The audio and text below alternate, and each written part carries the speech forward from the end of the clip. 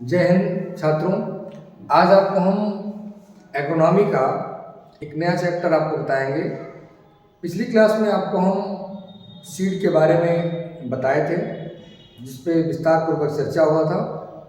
और आज की इस लाइव क्लास में आपको हम सोइंग के बारे में बताएंगे कि सोइंग ऑफ सीड क्या है, और सोइंग ऑफ सीड और उसके साथ साथ आपको सोइंग मेथड, ये दो टॉपिक के बारे में आज हम चर्चा करेंगे।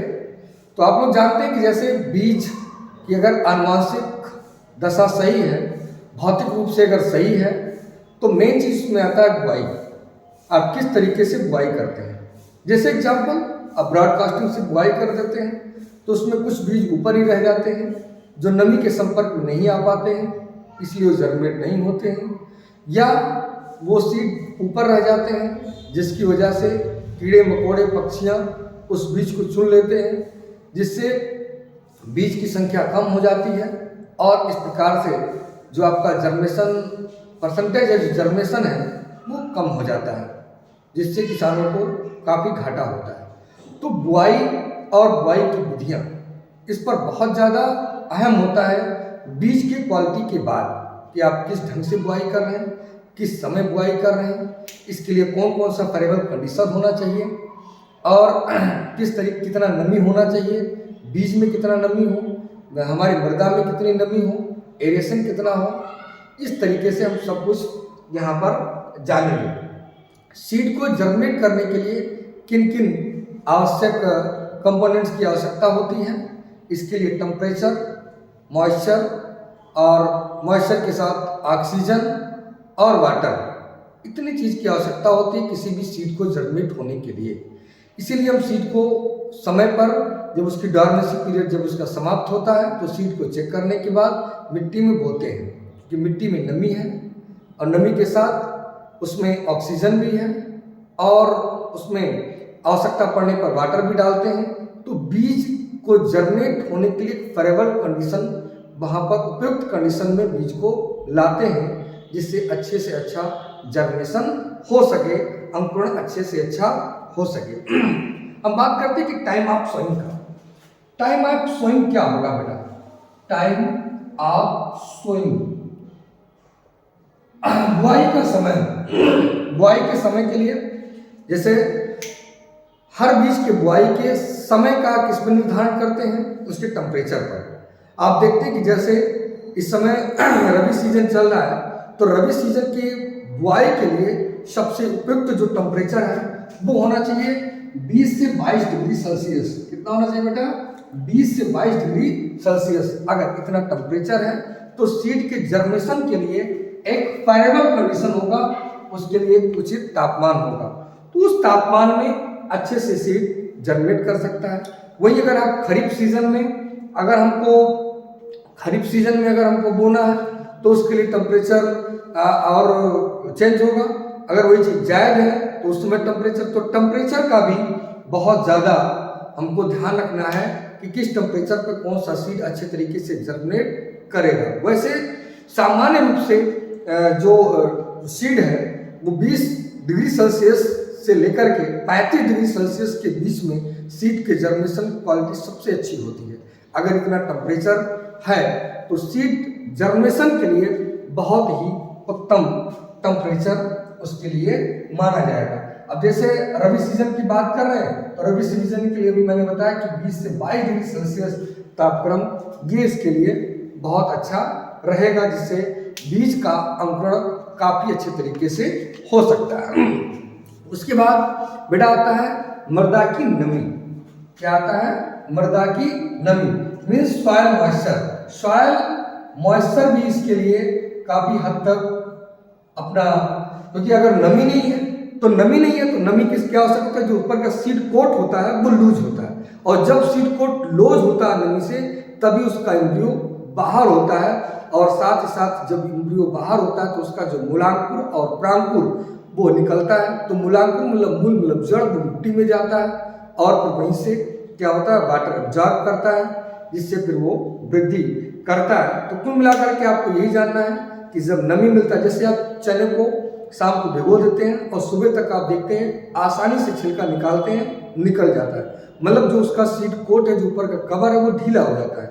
और जब वो सीड कोट ढीला हो जाता है तो आसानी से उसके एम्ब्रियो आसानी से ग्रोथ कर लेते हैं और एम्ब्रियो बाहर निकल आते हैं। मीन्स आप कह सकते हैं कि जब पानी से आप निकालते हैं और कुछ समय के लिए बाहर रखते हैं, जैसे सीड को ऑक्सीजन मिलता है नमी के बाद, तुरंत उसके एम्ब्रियो बाहर आ जाते हैं। मीन्स आप कह सकते हैं कि सीड जर्मिनेट हो गया है। तो मॉइस्चर भी सीड जर्मिनेशन के लिए काफ़ी ज़्यादा महत्वपूर्ण है। इसी के साथ वर्षा, मतलब जहाँ सिंचाई के साधन नहीं है वहाँ वर्षा, क्योंकि वर्षा आधारित जो खेती होती है वहाँ पर बरसात का इंतजार करते हैं कि बरसात हो, जिससे नमी, अभी देखिए हाल ही में रबी सीजन के जस्ट पहले बरसात हो गई, अभी हर तरफ खेतों में नमी है तो हमको सिंचाई करने की आवश्यकता नहीं है। तो इस नमी से भी भरपूर मात्रा में आपको कह सकते हैं कि सिंचाई आसानी से नमी हो सकती है, जिससे सीड जर्मिनेशन के लिए एक अच्छा कंडीशंस मिल सकता है। अगला एक चीज़ और होता है कि इसका फोटो पीरियड, जिसको हम बोलते हैं दीप्तिकलता। हर क्रॉप के लिए अलग अलग फोटो पीरियड की आवश्यकता होती है। फोटो पीरियड के आधार पर इसको शॉर्ट डे, लॉन्ग डे और डे न्यूट्रल में बांटते हैं। तो जैसे शॉर्ट डे प्लांट, तो शॉर्ट डे प्लांट हमेशा लो टेम्परेचर पे उसको लगाए जाते हैं। और शॉर्ट डे अगर कोई भी प्लांट है, जैसे आप मान लीजिए कि गेहूँ लगाने जा रहे हैं, लॉन्ग डे है, तो इसमें क्या करना है कि सोइंग के लिए लो टेम्परेचर की आवश्यकता है और इसके फ्लावरिंग के लिए प्रकाश बोध की ज़्यादा आवश्यकता होती है। मतलब ऐसे पौधे जिनको लगभग 10 से 12 घंटे प्रकाश अवधि की आवश्यकता होगी वो आपके लॉन्ग में आएंगे। जिनको 8 से 10 घंटे के लिए प्रकाश अवधि की आवश्यकता होगी पुष्पन के लिए, वो आपके शॉर्ट डे में आएंगे। और ऐसे पौधे कि जिनमें पुष्पन पर प्रकाश अवधि का कोई प्रभाव नहीं पड़ता है, वो आपके डे न्यूट्रल प्लांट होते हैं। तो इस प्रकार से बेटा फोटो पीरियड का भी अपना एक महत्व होता है, उस तरीके से कि हम बोए कि जिससे जैसे आप देखिए कुछ किसान क्या करते हैं कि इस समय गेहूं की बुआई का उचित समय चल रहा है, और कुछ किसान क्या करते हैं किसी कारणवश लेट हो जाता है लास्ट दिसंबर या जनवरी फर्स्ट वीक में, लेकिन तैयार होता है एक समय में, क्योंकि जैसे ही प्रकाश अवधि उसके फेरेबल कंडीशन में होता है तुरंत पुष्पन की क्रिया हो जाती है, मिल्किंग स्टेज होता है और गेहूँ पक जाता है। तो इसलिए फोटो पीरियड का भी विशेष तौर पर ध्यान देते हैं। और अगर फोटो पीरियड का ध्यान नहीं देंगे तो बहुत शॉर्ट ड्यूरेशन में इससे प्रोडक्शन उसका बहुत कम हो जाएगा। उसके बाद में वैरायटी का ध्यान देते हैं, देखते हैं कि वैरायटी किस प्रकार की है, वैरायटी अगेती है या पछेती है। उस प्रकार से भी क्या ड्यूरेशन है, लॉन्ग ड्यूरेशन की, शॉर्ट ड्यूरेशन की है, उसमें भी ध्यान दे करके बोते हैं। अगर शॉर्ट ड्यूरेशन की वैरायटी है तो लेट वैरायटी होगी, उसको आप लेट में भी बो सकते हैं।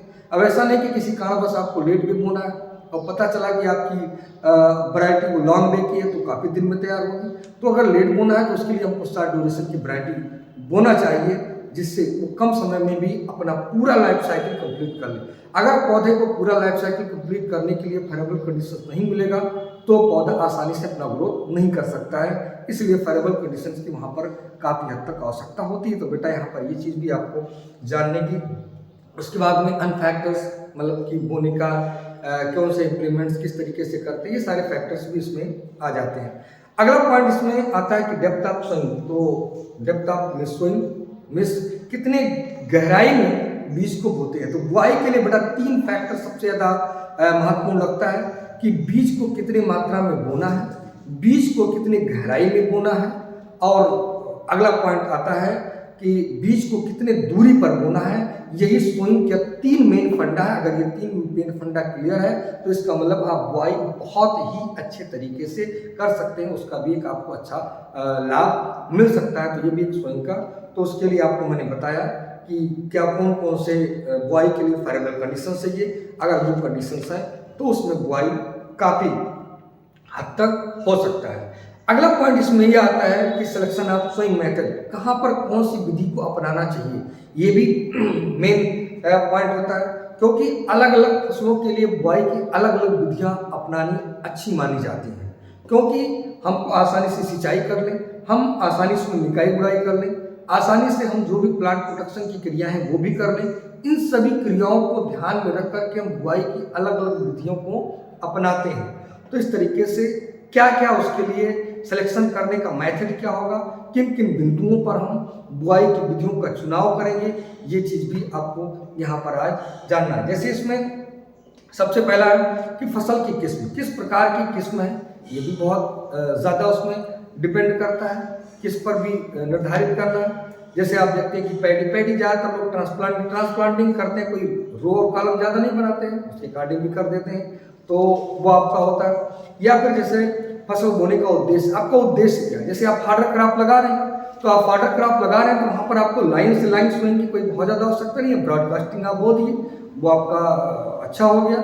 लेकिन अगर आप किसी रिसर्च या फिर आप प्रोडक्शन के, तो वहाँ पर अगर निकाय गुड़ाई बार बार करना है, तो ऐसी स्थिति में आपको अच्छे से मेंटेन करना होगा। उसके बाद में फिर बुआई का समय क्या है, ये भी बहुत ज़्यादा कैरी करता है कि वहाँ पर बुआई का समय क्या है, मिट्टी में नमी क्या है, इन सब बातों को भी, या फिर मृदा की किस्म कैसी है, किस प्रकार की मृदा है, इन पॉइंटों को आप, वहाँ का मौसम क्या है, वहाँ पर अगर आप बुआई कर रहे हैं तो बुआई करने के लिए कौन कौन सा साधन उपलब्ध है, इन सभी बिंदुओं को ध्यान में रख करके तो हम बुआई की विधि का, वहाँ पर बुआई की विधि को अपनाते हैं।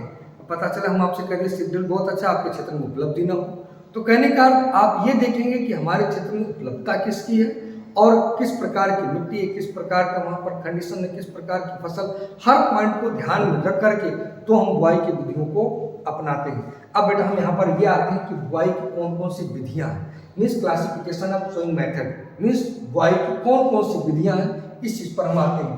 तो सबसे पहला होता है कि सोइंग। सोइंग का मतलब होता है, आप एक लाइन में जान लीजिए, बीज को जमीन में डालना, वही क्या होता है सोइंग। बीज को जमीन में डालना, जमीन में उसको डीप कराना, वही क्या होता है सोइंग। दूसरा होता है प्लांटिंग, कि प्लांट को डायरेक्ट खेत में क्या करना है कि हमको प्लांट को ले जा करके लगा देना। उसके बाद में ट्रांसप्लांटिंग। ट्रांस का मतलब होता है कि कहीं पर हम नर्सरी में हम पौधा लगाए हों और लगा करके फिर उसको हम ले जा करके सीधा एक खेत से, नर्सरी से ले जा करके और दूसरे खेत में लगा रहे हैं, तो उसको हम क्या बोलते हैं, ट्रांसप्लांटिंग कहते हैं। जैसे आप देखते हैं प्लांटर, जैसे आप आलू की बुआई करते हैं तो क्या है, प्लांटिंग है। और अगर आप गेहूं का आप कर रहे हैं तो क्या है, सोइंग है। तो इस तरीके से प्लांटिंग, सोइंग और ट्रांसप्लांटिंग इस तरीके से बेटा यहाँ पर अपनाते हैं। सोइंग में बेटा यहाँ पर यह आ जाता है कि ब्रॉडकास्टिंग और line sowing. Broadcasting, line sowing दो तरीके से करते हैं। ब्रॉडकास्टिंग, किसान अभी भी भारत में सबसे ज़्यादा सोइंग मेथड ब्रॉडकास्टिंग ही अपनाता है, सबसे ज़्यादा ब्रॉडकास्टिंग अपनाता है, क्योंकि ब्रॉडकास्टिंग बहुत आसान होता है, इसमें किसी स्किल की आवश्यकता नहीं होती है, आसानी से किसान कर लेता है, इसमें किसी इम्प्लीमेंट्स की आवश्यकता नहीं होती है, कम क्षेत्र में आसानी से बुआई हो जाती है, इसलिए किसान सबसे ज़्यादा ब्रॉडकास्टिंग का उपयोग करता है। ब्रॉडकास्टिंग क्या किया कि हमने सीड को भरा और उसके बाद एक निश्चित क्षेत्र में जो जितना भी बीज बोना है उसका एक रेशियो अपने अनुसार दे करके और बीज को छिटकता हुआ चला जाता है। तो इसलिए आपका क्या होता है, ब्रॉडकास्टिंग। ब्रॉडकास्टिंग में कोई लाइन नहीं, कोई रो नहीं, कोई डेप्थ नहीं, इस तरीके से बीज को छिटक करके और फिर खेत में जोत करके मिला दिया जाता है, तो ये आपका ब्रॉडकास्टिंग है। अगर यहाँ पर लाइन सोइंग करते हैं, मैंने अभी भी बताया आपको कि बुआई के लिए तीन चीज बहुत अहम यहाँ पर ध्यान में रखते हैं कि उसका सीड रेट क्या होना चाहिए, बीज दर क्या होना चाहिए, उसके बाद में फिर डेप्थ कितना होना चाहिए, मीन्स गहराई कितना होना चाहिए, और अगला चीज इसमें आता है कि उसका स्पेसिंग कितना होना चाहिए, मतलब बीज कितने गहराई पर। तो ये तीन चीज हम ध्यान में रख करके ही सोइंग करते हैं। तो इस इन तीनों को ध्यान में रखने के लिए हमको क्या करना होता है, लाइन सोइंग करना होता है। क्या करना होता है बेटा, लाइन सोइंग करना होता है। अब इस लाइन सोइंग को करने के लिए लाइन सोइंग कितने तरीके से, सोइंग ऑन द, यहाँ पर फ्लैट बेड, एक हम फ्लैट बेड बनाते हैं, क्यारी बनाते हैं और उसमें फिर हम बीज को बो देते हैं, या फिर आपको सोइंग ऑन फ्रो, मीन्स जो कुण बनता है उस कुण में भी हम बीज को बो सकते हैं, या सोइंग ऑन राइट, मतलब जो मिड साइड में उस तरीके से हम कि बीज को बड़े आराम से उसमें डोलियों पर या कह सकते हैं कि मेड़ पर हम बुआई कर सकते हैं। यहाँ पर ये आपका जाता है कि अगर फ्लैट बेड में आप बना रहे हैं तो बिहाइंड देसी प्लाउ आप लोग देखते हैं या देखते पहले ये था, अभी कुछ होता है कि देसी हल से जुताई करता हुआ तो देसी हल क्या करता है, मिट्टी को चीरता हुआ और पलट देता है, तो उसमें एक नाली बन जाती है। उसी नाली में किसान फिर पीछे क्या करेगा, उसमें बीज को थोड़ी थोड़ी दूर पर डालता हुआ चला जाता है। तो भी मतलब बिहाइंड देसी प्लाउ, हल के पीछे जैसे नाली बनेगा और उसमें बीज को वो डालता हुआ चला जाएगा, तो इसलिए बिहाइंड देसी प्लाउ इस तरीके से हो जाता है। या फिर ड्रिबलिंग मेथड, ड्रिबलिंग मेथड भी आज के समय में बहुत कम उपयोग किया जाता है। एक डिबलर जिसमें खूंटीदार होता है, इस प्रकार से ऐसे इसमें फ्रेम बना होगा और इसी फ्रेम में क्या होता है, खूंटी लगा होता है एक निश्चित दूरी पर जितना स्पेसिंग होना चाहिए, और फिर उसको हम क्या करते हैं, मिट्टी में से गड़ा देते हैं, और जैसे उसको मिट्टी में गड़ाते हैं उसकी खूंटी गड़ जाती है और फिर उसको स्पीस हो जाता है, तो उसमें फिर बीज को हम डालते हुए उतने स्थान पर चले जाते हैं। मीन्स डिबलर अपनाने का सबसे बड़ा मेन उद्देश्य क्या होता है कि सीड रेट बहुत कम लगता है और सीड का जर्मिनेशन परसेंटेज बहुत अच्छा होता है, इसलिए ज़्यादातर किसान आप कह सकते हैं कि पहले डिबलर मेथड अपनाते थे। अब उसके बाद में फिर क्या होता है, 22 सीड ड्रिल। आज के समय में जो सबसे ज्यादा अपनाया जाता है बेटा वो होता है सीड ड्रिल। सीड ड्रिल से सबसे ज्यादा अपनाया जा रहा है, मीन्स कि सीड ड्रिल, ड्रिल मतलब कि छेद करके डालना, ड्रिलिंग करना, छेद करना। तो यहाँ पर 22 सीड ड्रिल क्या करना, बीज की। अब इसमें भी अलग अलग प्रकार का होता है, एक आपका 22 सीड ड्रिल और एक आपका सीड कम फर्टिलाइजर जिसको हम बोलते हैं फर्टी सीड ड्रिल। एक आपका नॉर्मल सीड ड्रिल होगा और एक आपका क्या होता है, फर्टी सीड ड्रिल होता है। तो नॉर्मल सीड ड्रिल जिसमें केवल सीड का ड्रिल होगा, हम बीज को टैंक में डाल देते हैं और जैसे चलाते रहते हैं उसमें बीज एक निश्चित दूरी पर, निश्चित मात्रा पर, निश्चित गहराई पर वो बीज गिरता रहता है। या फिर आपका होता है फर्टी सीड ड्रिल, इसमें बेटा दोनों चीज होता है, इसमें दो टैंक होता है, एक टैंक में खाद होता है, दूसरे टैंक में बीज होता है। जैसा कि निर्धारित साइंटिफिक रीजन में भी है, साइंटिफिक रीजन में भी है कि पहले खाद फिर बीज, पहले खाद फिर बीज। तो उसमें ड्रिल में क्या होता है, सबसे पहले खाद गिरता है और फिर बीज गिरता है, पहले खाद फिर बीज। तो इस तरीके से आप कह सकते हैं कि फर्टी सीड ड्रिल ये भी काफ़ी हद तक यहाँ पर आप कह सकते हैं कि अच्छा होता है और किसान आज के समय में इसका उपयोग करता भी और करना भी चाहिए। बहुत ही महत्वपूर्ण यंत्र आज के समय के लिए, क्योंकि ब्रॉडकास्टिंग में काफ़ी बीज नुकसान हो जाता है। आजकल सब किसान लगभग इम्पोर्ट बाजार से खरीद करके ही बीज बोते हैं, तो बीज महंगा भी पड़ता है। घर का तो है नहीं कि चलो 2 किलो ज़्यादा डाल दो, 2 किलो चिड़िया जानवर खा जाएंगे तब पर भी हो जाएगा। तो इसलिए यहाँ पर ये भी हमको ध्यान में रखना है कि अच्छा अगर हम महंगा सीड ला रहे हैं तो सीड का एक भी दाना लॉस ना होने पाए और अच्छी गहराई पे जाए। अब पता चला कि आप बीज ब्रॉडकास्टिंग से बो दिए, उसके ऊपर ट्रैक्टर चला दिया, 20 कुंटल का ट्रैक्टर उसके ऊपर चढ़ गया, वो बीज दब गया, अब उसका एम्ब्रियो बाहर ही नहीं आ पा रहा है। कोई पता चला कि 10 सेंटीमीटर नीचे चला गया तो उसको जर्मिनेट नहीं कर पा रहा है। तो पता चला कोई ऊपर ही रहेगा तो उसको कोई चिड़िया चांगुर चुन गया, या ऊपर ही रहेगा किसी तरीके जम गया लेकिन वो रुक नहीं पा रहा है। ऐसी कई सारी समस्याएं ब्रॉडकास्टिंग में होती है, लेकिन वो सारी समस्याएं सीड ड्रिल में नहीं होती और आसानी से हमारी बुआई होता है। जो जर्मिनेशन परसेंटेज है वो काफ़ी हद तक अच्छा रहता है। और उसके बाद में फिर अगला देखते हैं कि स्विंग ऑफ रेगुलर मेड़ों पर बुआई। जैसे आपको अगर आलू की बुआई करना होता है, इसका बुआई करना है, अगर आपको बेटा आलू की बुआई करना है तो इसके ऊपर क्या करते हैं कि कुंड बनाते हैं और उसे कुंड पर आलू को बोते हुए चले जाते हैं, क्योंकि उसमें ट्यूबर का फॉर्मेशन होता है, उसके लिए मिट्टी की ज़्यादा आवश्यकता है, तो इसलिए उस पर आप बुआई कर देते हैं। या फिर आप पट्टी बना लेते हैं बढ़िया, जैसे आप क्या करते हैं कि ब्रॉड बेड प्रो प्लांटिंग करके, जिसको हम साइड बोलते हैं, BBF बोलते हैं, उस पर भी बढ़िया राइट बना करके उस पर भी आप कर सकते हैं। या आप कूड़ बना लेते हैं तो irrigation based bed planting system, irrigation based bed planting system, means इस तरीके से प्लांटिंग सिस्टम करते हैं कि जिसमें हम आसानी से सिंचाई कर सकें, तो उस पर भी आप बुआई अच्छे ढंग से कर सकते हैं। तो ये सब है सोइंग मेथड जिसमें हम आसानी से सभी फसलों की बुआई कर सकते हैं। तो इस प्रकार से बेटा आप देखिए कि सोइंग मेथड्स क्या है और इसके साथ साथ सोइंग बोने की बीज जर्मिनेट करने के लिए कौन कौन से फेवरेबल कंडीशंस हैं, ये आपको क्लियर हो गया।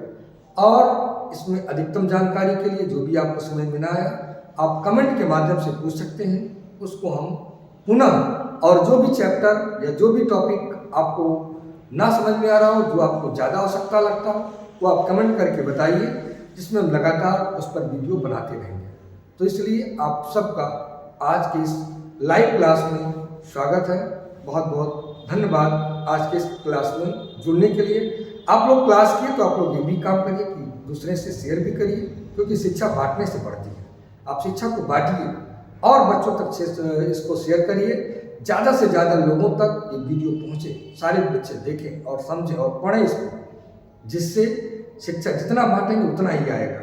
तो इसलिए सब्सक्राइब करते रहिए कि आपको नया नया वीडियो मिलता रहे, लाइक करते रहिए, जो भी समझ में आए कमेंट के माध्यम से पूछते रहिए। बहुत बहुत धन्यवाद। जय हिंद।